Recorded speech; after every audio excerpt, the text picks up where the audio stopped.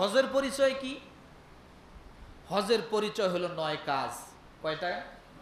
জোরে 9টা কাজকে হজ বলে। 9 কাজ করাকে হজ বলে। ভালো করে সকলে বলি, রব্বি জিদনি ইলমা, রব্বিশ রহলি সদরি ওয়াসিরলি আমরি ওয়াহলুল উকদাতাম মিন লিসানি ইয়াফকাহু কওলি। আলহামদুলিল্লাহ, আল্লাহ সুবহানাহু ওয়া তাআলার দরবারে অগণিত প্রশংসা,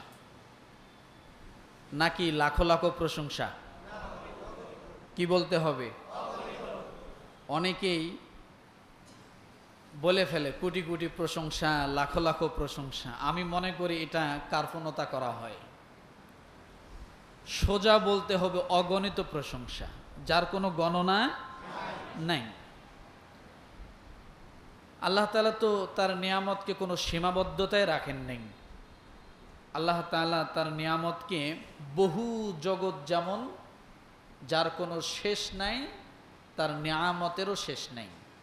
যে কথা আল্লাহ সূরা ফাতিহার শুরুতে বলেছেন, আলহামদুলিল্লাহি রাব্বিল আলামিন। আমরা প্রশংসা করি বহু জগতের মালিকের। কার? জোরে। আল্লাহ কি কোনো সংখ্যা দিছে জগতের? না। আমরা একটা গণনা করি, অনেক সময় বলি 18,000 মাখলুকাত। এটা আসলে 18,000 মাখলুকাত না। এটা দুর্বল একটা হাদিস থেকে ইবনে আব্বাস রাদিয়াল্লাহু তাআলা আনহু থেকে রিওয়ায়াত করা হয়েছে। আসলে মাখলুকাত যে কত আছে এটা আল্লাহ ছাড়া কেউ ভালো জানে না। 18,000 না, এর থেকে আরো হাজার হাজার গুণ বেশি আছে। তো এই জন্য জগৎ যেমন বহু, আল্লাহ তাআলার নিয়ামত সেরকমই বহু। জগতের যেমন শেষ নাই, আল্লাহ তাআলার নিয়ামতেরও শেষ নাই। এই জন্য তার শুকরিয়া আদায় করতে হবে কি লাখ লাখ? বলেন, অগণিত প্রশংসা রব্বুল আলামিনের জন্য, যিনি বহু জগতের মালিক। যাই হোক, আল্লাহ সুবহানাহু ওয়া তাআলা আমাদেরকে জিলকদ মাসের দ্বিতীয় জুমা উপস্থিত করে দিয়েছেন। শুকরিয়া আদায় করি আলহামদুলিল্লাহ। আজকে আমাদের যেহেতু এটা জিলকদ মাস, সাধারণত হজের মৌসুম। আল্লাহ তাআলা অনেকগুলো প্রিয় বান্দা, মাহবুব বান্দা, ওনারা হজে যাবেন। আল্লাহ তাদেরকে হয়তো যাওয়ার তৌফিক দিয়েছেন। কিন্তু আমরা যারা যাচ্ছি না, আজকের আলোচনা থেকে আমরা এটা নিয়ত করে নিব যে আল্লাহ যেন আমাদের সকলকে হজ না করা পর্যন্ত মৃত্যু না দেয়। এটা কি নিয়ত করতে পারবো না? এই নিয়তটাকে পাকাপুক্ত করার জন্যই আজকের আলোচনা। যারা যাচ্ছে তারা তো যাবেই, কিন্তু যারা এখনো যেতে পারি নাই, আল্লাহ যেন আমাদের সকলকে ওই ঘরের মেহমান করার পরে যেন কবরের ঘরের মেহমান বানায়। নাকি এই নিয়তটা তো করতে পারি। তাহলে এই নিয়ত করার জন্য আসলে হজ সম্পর্কে আমাদের জানা দরকার। না জানলে আপনি কি নিয়ত করবেন? যে চেনে সে কেনে একটা কথা বলে, কি বলছি বলেন তো? যে চেনে সে কেনে, যে চেনে না সে কিনতে চায় না। আর আপনি হঠাৎ করে একজনের একটা জিনিস আনিয়ে দিবেন, ভাই এই জিনিসটা নেন, সে আপনাকে প্রশ্ন করে গেড়ে ফেলবে, এটা দিয়ে কি হবে, এটা কি জিনিস, কথা ঠিক না? পরে একটা সংশয় পড়ে যাবে, এটা নিব কি নিব না, না নিব না। আর যে চিনবে সে কি, তাকে এত বিবরণ দিতে হবে না, সে নিয়ে নেবে। তো এই জন্য আমাদের জানা দরকার আল্লাহ সুবহানাহু ওয়া তাআলা হজের মাঝে আমাদের কি কি কল্যাণ রেখেছেন এবং হজ করলে কি হবে, না করলে কি হবে, অন্তত এতটুকু ধারণা আমাদের নেওয়া দরকার। এই জন্য প্রথমে আমরা দোয়া পড়ে নিছি, রব্বি জিদনি ইলমা, আল্লাহ তাআলা আমার মেধাকে প্রশস্ত করে দাও। কি প্রশস্ত করে দাও? মেধাকে প্রশস্ত করে দাও। এরপরে পড়েছি রব্বিশরাহলি সদরি ওয়ায়াসসিরলি আমরি। এটা কি করছি? যে আমার বক্ষকে প্রশস্ত করে দাও। আমি মেধা দিয়ে যা ক্যাচ করব, হৃদয়ে যেন তা আমি ধারণ করতে পারি। সে ধারণ করার মতো হৃদয়কে আমার শক্তিশালী করে দাও। তাহলে দুই দোয়া, মাথার দোয়া আর কি হৃদয়ের দোয়া, যে হৃদয়ে আল্লাহ শক্তি দিবেন। এ দুই দোয়া করেছি। আল্লাহ তাআলা আমাদের সকলকে যা শুনবো তা যেন আমলের নিয়তে আমরা শুনতে পারি। সকলকে তৌফিক দান করুক, আমিন। আসুন, হজের আমি কয়েকটা ভাগ করেছি। আমি সব সময় আলাদা আলাদা করে ভাগ করে কথা বলতে আমারও ভালো লাগে, আপনাদের হয়তো বুঝতে সহজ হবে, তাই না? এক নাম্বার হজের পরিচয় কি বলেন তো? তাহলে হজের পরিচয় যদি জানি, তাহলে এখানে আমি নিয়ে আসছি হজ কে, হজ কি, হজ কেন, হজ কে করবে। 3 নম্বরে কি, হজ কখন করবে। কয় নাম্বার এটা? এবং 5ম নাম্বার হলো হজের পরে করণীয় কি, হজের পরে। তাহলে এবার আপনারা একটু বলেন তো, হজ মুখস্থ করতে হবে। হজ, হজ জোরে, হজ, হজ কখন করবে, হজ করার পরে করণীয় কি। তাহলে কয়টা বিষয়? 5টা। বসবো ইনশাআল্লাহ। আল্লাহ পাক রব্বুল আলামিন সূরাত আলে ইমরান 97 নম্বর আয়াতটা যদি আমি বুঝতে হয়, তাহলে আমাকে 96 নম্বর আয়াতটা আগে বুঝে আসতে হবে। কয় নম্বর আয়াত?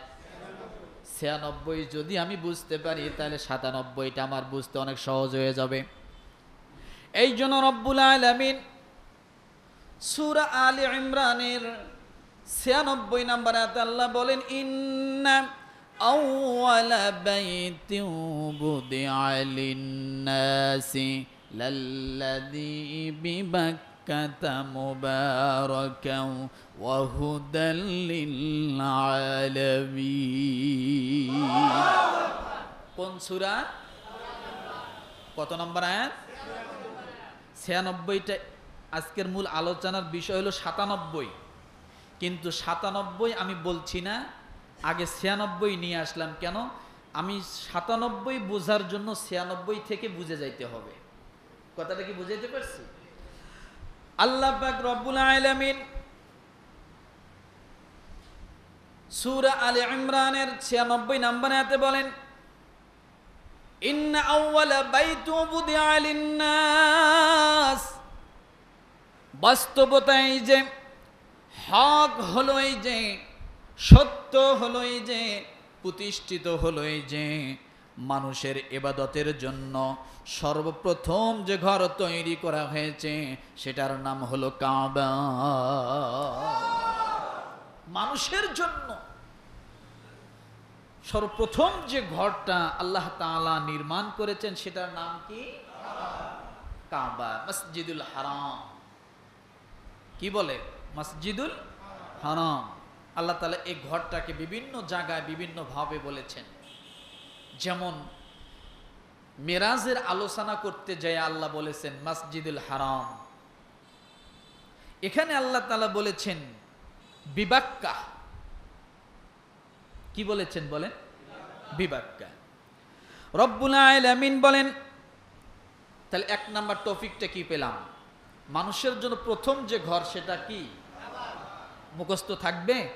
যদি কোনোদিন জিজ্ঞাসা করি বলতে পারবেন যে মানুষের জন্য সর্বপ্রথম যে ঘরটা নির্মাণ করা হয়েছে সে ঘরটার নাম কি? কাবা। এরপরে রব্বুল আলামিন বলেন, ইন্না আউওয়ালা বাইতিন বুদিআ লিন-নাস লাল্লাযী বিবাক্কাতা মুবারাকান। রব্বুল আলামিন বলেন, যা মক্কায় অবস্থিত। এটা কোথায়? মক্কায় অবস্থিত। এরপরে রব্বুল আলামিন বলেন, এই ঘরটার কয়েকটা বরকতের কথা আল্লাহ বলেন, ফজিলতের কথা আল্লাহ বলেন। কি বলতেছেন? মুবারাকাও ওয়া হুদাল লিল আলামিন। 96 নম্বর আয়াতে আল্লাহ দুইটা ফজিলত বললেন। কয়টা? এ ঘরের ফজিলত কয়টা বললেন? 96 নম্বর আয়াতের আলোকে। সেটা হলো মুবারাকা ওয়া হুদাল লিল আলামিন। আল্লাহ বলেন যা বরকতময়। এই ঘরটা কি? সকলে বললেন না যে এই ঘরটা হলো বরকতময়, মুবারাকা, 1 নম্বর ফজিলত। দ্বিতীয় হলো ওয়া হুদাল লিল আলামিন, যা মানুষের হেদায়াতের প্রাণ কেন্দ্র। সুবহানাল্লাহ বলেন। তাহলে 1 নম্বর ফজিলত কি? আচ্ছা, মুখ খোলেন না কেন? আমি তো বলছি এটা ক্লাস। এটা কি? আমার এখানে আসলে চুপ করে থাকা যাবে না। ওই মাথা নিচু করছে, ঘুমাইতেছে, বসিয়ে ঘুম শুরু করছে। 1 নম্বর ফজিলত কি? বরকতময়। দ্বিতীয় নম্বর ফজিলত মানুষের জন্য হেদায়াতের প্রাণ কেন্দ্র। অর্থাৎ ওখানে যদি সত্যিকার একজন মুমিন, সত্যিকার একজন মুসলমান সঠিক নিয়তে, হক নিয়তে যদি কেউ যায়, তো আল্লাহ সুবহানাহু ওয়া তাআলা ওটার সংস্পর্শে, ওটার দৃষ্টিগোচর হওয়ার সঙ্গে সঙ্গে মানুষটা হেদায়াত পরিপন্থী হয়ে যাবে। এই যে 96 নম্বর আয়াত শেষ হলো, এরপরে আল্লাহ আরো কিছু ফজিলত বলতেছেন। 97 নম্বর আয়াতে ঢুকে যাব। রব্বুল আলামিন ডাক দিয়ে বলেন, ফিহি আয়াতুম বাইনাতুম মাকামু ইব্রাহিম ওয়া মান দাখালাহু কানা আমিনা। 96 নম্বর আয়াতে কয়টা ফজিলত? জোরে। এবার 97 নম্বর আয়াতের ফজিলতটা কি?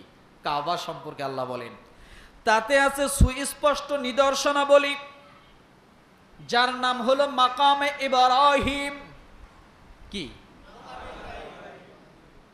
মাকাম ইব্রাহিম? কি মাকাম ইব্রাহিম হলো ওই পাথরের নাম, যে পাথরের উপরে ইব্রাহিম আলাইহিস সালাম দাঁড়ায়া যখন কাবাকে নির্মাণ করতেছিলেন, আল্লাহ তাআলা পুরা পাথরটাকে, আজ থেকে 4000 4500 বছর আগে পাথর যে লিফট হতে পারে, আল্লাহ তাআলা লিফট বানায়া দিয়েছিলেন। আধুনিক যুগে আপনি লিফট দেখেন, মনে করেন এটা আবিষ্কার, অনেক কিছু, কিন্তু আপনি আজ থেকে 4500 বছর আগে তাকান, পাথর লিফট হয়েছিল। সুবহানাল্লাহ বলেন। কি লিফট হয়েছিল? যেটার নাম মাকামে ইব্রাহিম।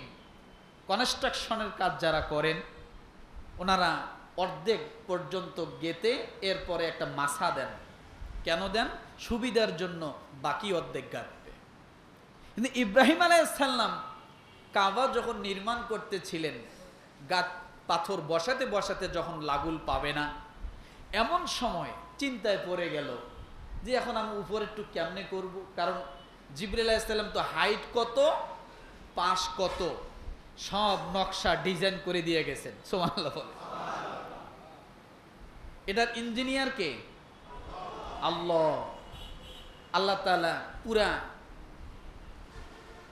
স্ট্রাকচারটা পাঠিয়ে দিয়েছিলেন জিবরিল আমিনের দ্বারা, যেটার হাইট এতটুকু হবে।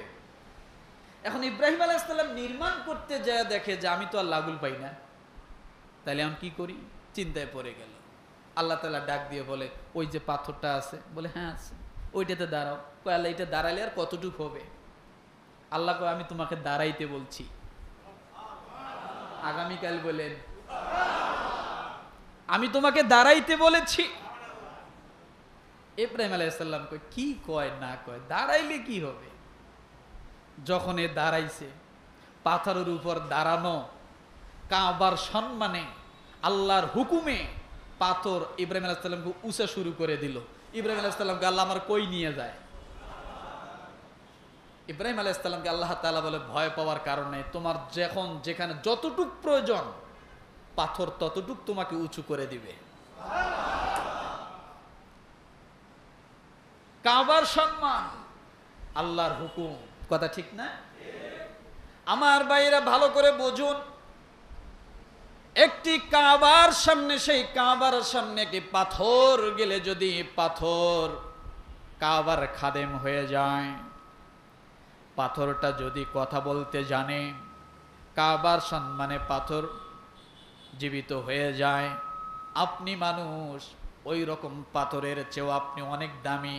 আপনি যখন ওই কাবার সংস্পর্শে যাবেন, আমার আল্লাহ তাআলা ওই রকম হাজার হাজার পাথরের থেকে আপনার দাম আরো বেশি বাড়ায়া দিবে।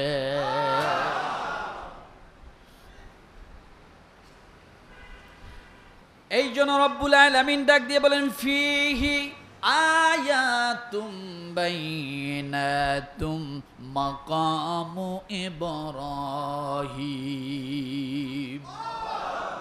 ইব্রাহিম আলাইহিস সালাম যেখানে দাঁড়িয়েছিলেন সেই নিদর্শন, আয়া, আল্লাহ বলেছেন আয়াতুম বাইয়িনাত, এটা স্পষ্ট এক নিদর্শন আমি কাবার নিকটে রেখেছি। দেখো, এই কাবার কাছে পাথর আসার কারণে পাথরটার দাম কি পরিমাণ হয়েছে, পাথরের দাম আল্লাহ কেমন বাড়ায় দিলেন। আল্লাহ তাআলা পাথরকে সম্মান করলেন, পাথরের মর্যাদা বাড়ায় দিয়ে আল্লাহ বললেন, আজ থেকে যত হাজি এখানে হজ করার জন্য আসবে, আমি প্রতিটা হাজি সাহেবদেরকে 2 রাকাত নামাজ পাথরের সামনে পড়ার ওয়াজিব করে দিলাম, বাধ্য করে দিলাম পাথরকে, ওই পাথরটাকে সামনে নিয়ে তারা যেন 2 রাকাত নামাজ পড়ে। এক, ইব্রাহিম আলাইহিস সালামের পায়ের স্পর্শে পাথর দামি। 2, কাবার সন্নিকটে পাথর আসার কারণে পাথর দামি। 3, আল্লাহর হুকুম পাথর মান্য করার কারণে পাথর দামি। কেমন দাম? এই পৃথিবীর জমিন যতদিন থাকবে, যত হাজি সেখানে যাবে, প্রত্যেকটা হাজির প্রতি মানে জরুরি ওই পাথরের সামনে 2 রাকাত নামাজ আদায় করা, জরুরি 2 রাকাত নামাজ আদায় করা। এখন এই পাথরের সামনে কতদিন নামাজ পড়বে এটা জানা দরকার কি না?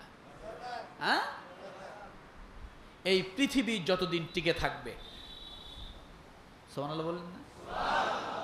পৃথিবী কি আগামী সালেই শেষ?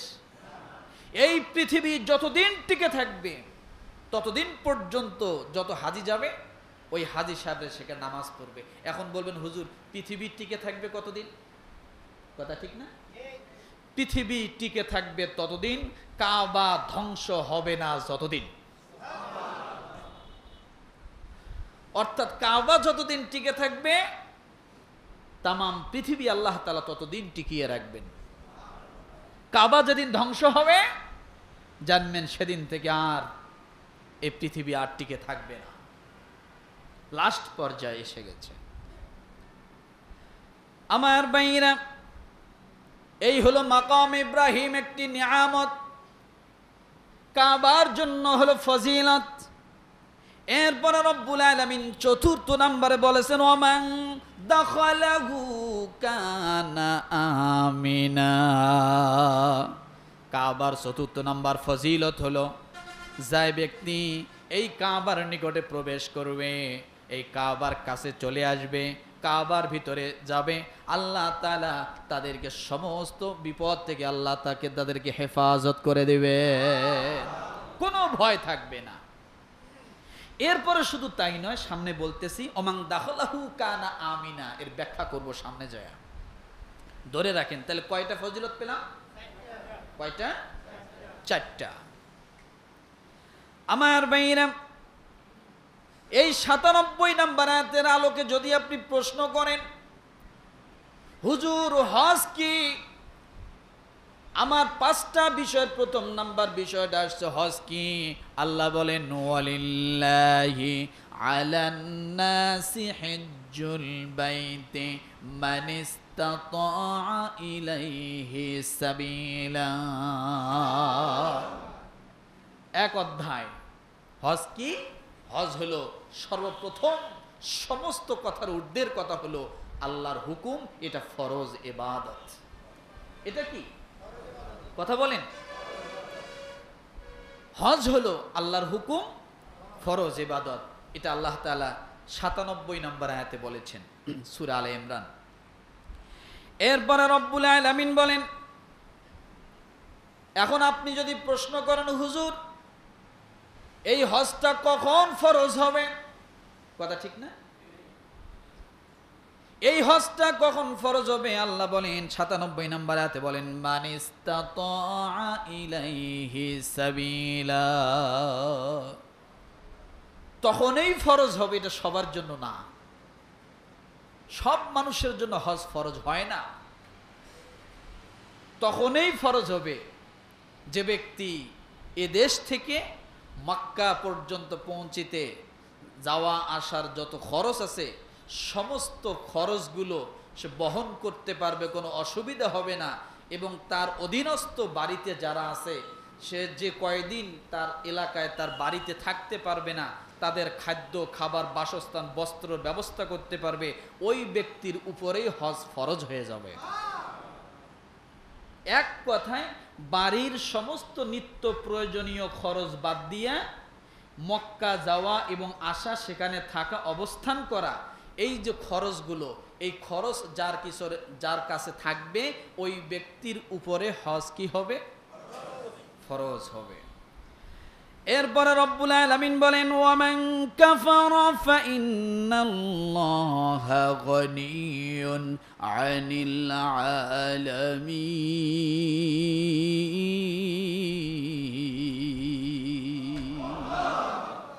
এই আয়াতের মূল বিষয় হলো এটা, ওয়ামান কাফারা ফাইন্নাল্লাহা গনিয়্যুন আনিল আলামিন। এখন কথা হলো, যারা হজের সামর্থ্য থাকার পরেও হজ করে না, তাদের জন্য একটা শক্ত বার্তা আল্লাহ দিছেন। যাদের হজ করার মতো সামর্থ্য থাকার পরেও, কথা বলেন, এখন সামর্থ্য বলতে কি বুঝলেন বলেন তো? বলছি কিন্তু আমি একটু আগে, নিত্য প্রয়োজনীয় অধীনস্থদের সমস্ত খরচ বাদ দিয়ে নিজে মক্কা যাওয়া এবং আসা এবং সেখানে থাকা, অবস্থান করা, যে খরচটা লাগে, এইটা যদি তার কাছে থাকে, তার উপরে কি হয়? জোরে এবার আপনারা ক্যালকুলেশন করে নেবেন হজ কার উপর ফরজ হলো, কার উপর ফরজ হয়নি। কিন্তু আল্লাহ বলছেন, ওয়ামান কাফারা ফাইন্নাল্লাহা গনিয়্যুন আনিল আলামিন। এখন এই খরচের যাবতীয় বিষয়বস্তু সব তার কাছে থাকার পরেও যে ব্যক্তি হজে যায় না, আল্লাহ তাআলা তাকে বলছে, ওয়ামান কাফারা ফাইন্নাল্লাহ, সে অস্বীকার করলো আল্লাহকে। কাকে? আল্লাহর হুকুমকে অস্বীকার করা মানেই তো আল্লাহকে অস্বীকার করা। কিন্তু আল্লাহ এটাই বলতেছে যে আমি কিন্তু তোমাদের কাছে অর্থ সম্পদ চাই নাই, আমি আল্লাহ তাআলা ধনী, আমি তোমাদের কাছে অর্থ সম্পদ চাই না। আল্লাহ তাআলা সে কথাটাই বলতেছে। আল্লাহ তো বিশ্ব জগতের সমস্ত মানুষ হতে অমুখাপেক্ষী। কি বলেন তো? বিশ্ব জগতের সমস্ত মানুষ হতে অমুখাপেক্ষী। তাহলে যতটুকু জানলাম এই ৫-১০ মিনিট, যদি হজ করার মতো সামর্থ্য থাকে তাহলে হজ করা লাগবে কি লাগবে না? না করলে কি হবে? আল্লাহর হুকুম অস্বীকারী হিসেবে সাব্যস্ত হবে। সোজা কথা, আল্লাহকে অস্বীকারী হিসেবে কি হবে? সাব্যস্ত হবে। এখন বলবেন যে হুজুর তাহলে বুঝলাম, দ্বিতীয় নম্বরে হজের উদ্দেশ্যটা হলো আল্লাহর জিকিরকে প্রতিষ্ঠিত করা, যেটা গত জুমায়ও বলেছিলাম। কি করা বলেন? আল্লাহর জিকিরকে প্রতিষ্ঠিত করা। এখন কথা হলো যে আপনি হজে যাবেন, যেমন নামাজের পরিচয় কি? নামাজের পরিচয় হলো রুকু করা, সেজদা করা, এটা হলো নামাজের কি পরিচয়। এখন হজের পরিচয় কি? হজের পরিচয় হলো 9 কাজ। কয়টা? জোরে 9টা কাজকে হজ বলে। 9 কাজ করাকে হজ বলে। ভালো করে শোনেন, 5 জায়গায় 5 দিনে 9 কাজ করাকে হজ বলে। বলেন তো, 5 জায়গায় 5 দিনে 9 কাজ করাকে হজ বলে। মনে থাকবে? কেউ যদি জিজ্ঞাসা করে ভাই বলেন তো হজ কাকে বলে, কি বলবেন? বলেন, 5 জায়গায় 5 দিনে 9 কাজ করাকে হজ বলে। মনে থাকবে? 1 নম্বরে 5টা জায়গা, মিনা, আরাফা, মুজদালেফা, জামারাত, বাইতুল্লাহ। এই 5টা জায়গা বলেন, মিনা, আরাফা, মুজদালিফা, জামারাত, বাইতুল্লাহ। কয়টা জায়গা হলো? 5 দিন। কোন কোন দিনগুলোতে হজ করা হয়, হজের কাজ সম্পূর্ণ করা হয়? 8 জিলহজ, 9 জিলহজ, 10 জিলহজ, 11 জিলহজ, 12 জিলহজ। তাহলে 5 দিন পাইলাম। কি কি? 8 থেকে 12। এই কয়টা দিন হলো হজের মূল দিন। এরপরে বলা হয়েছে 9 কাজ। কয় কাজ? এই 9 কাজের মধ্যে 3টা কাজ হলো ফরজ। কয়টা? হজের মধ্যে কয়টা ফরজ? 3টা হলো ফরজ। 1 নম্বরে ইহরাম বাঁধা, এটা কি? ফরজ। এরপরে আরাফার ময়দানে অবস্থান করা, এটা কি? এরপরে তাওয়াফ করা, কি বলেন তো? তাহলে হজের মধ্যে ফরজ কয়টি? কি কি?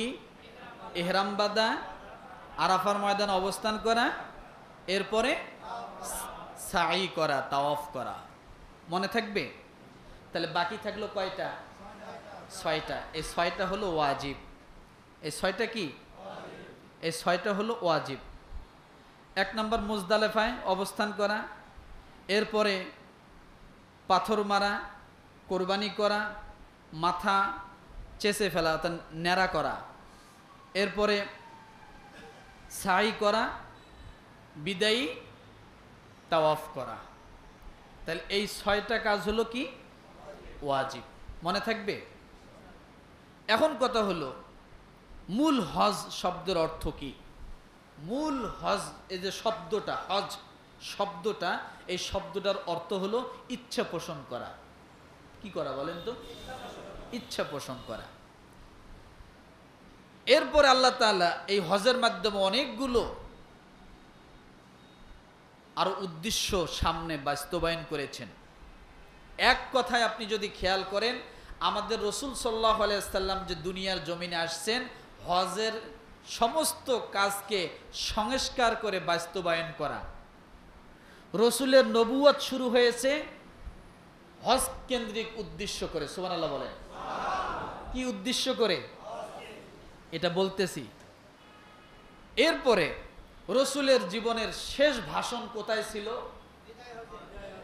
বলে? তাহলে শুরু হজ কেন্দ্রিক। তার এই যাত্রাটা শুরু হয়েছে কোথা থেকে? হজ কেন্দ্রিক।